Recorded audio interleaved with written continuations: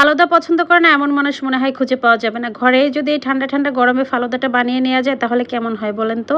তো আজকে আপনাদের সাথে শেয়ার করব এমন একটা রেসিপি। আমি গত কয়েকদিন আগে ফালুদা বানিয়েছিলাম। সেটা একটু শুট করে রেখেছিলাম। আশা করি আপনাদের কাছে ভিডিওটা ভালোই লাগবে। তো চলুন কিভাবে বানিয়েছি সেটাই আজকে আপনাদের সাথে শেয়ার করি। হ্যালো এভরিওয়ান, আসসালামু আলাইকুম। কি অবস্থা সবার? সবাই কেমন আছেন? এই তো ফালুদা বানানোর জন্য আমি প্যানে পরিমাণ মতো পানি গরম করে নিয়েছি। এর ভিতরে আমি হাফ কাপ পরিমাণ সাবুদানাগুলো দিয়ে আমি একটু নেড়েচেড়ে দিব। এটাকে কিন্তু 10 থেকে 12 মিনিট মতো ফুটিয়ে নিতে হবে জাল করে। এই সাবুদানাটা কিন্তু একদম সাদা হয়ে যাবে।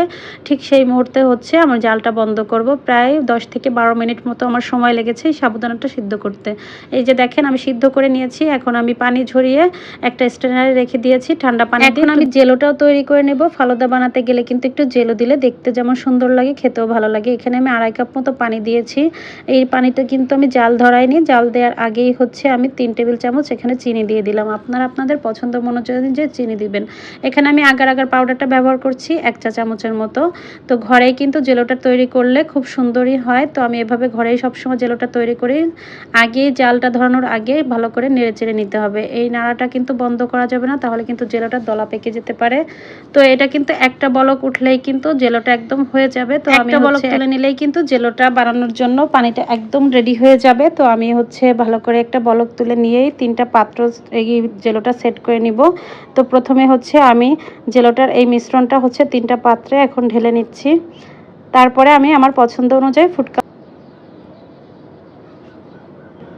এই তো 3টা পাত্রে আমি ঢেলে নিলাম। এখন আমি এখানে একটু অরেঞ্জ ফুড কালার দিয়ে দিলাম। সামান্য 1 ফুট 2 ফোঁটা দিলেই কিন্তু কালারটা ঠিক মতো আসবে।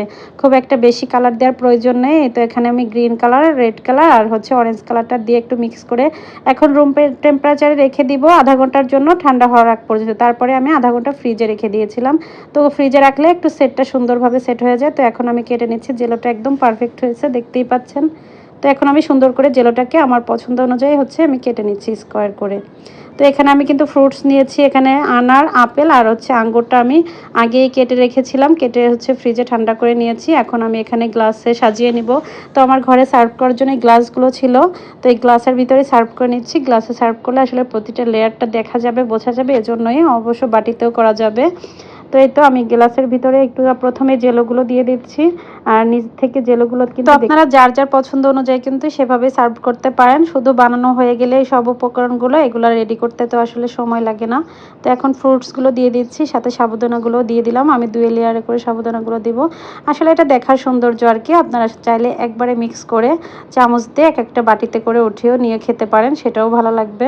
তো আমি একটু যেহেতু আমাদের বাচ্চারা আছে, ওরা দেখতে পছন্দ করে, এই জন্য ওদের পছন্দ অনুযায়ী করে দিচ্ছি।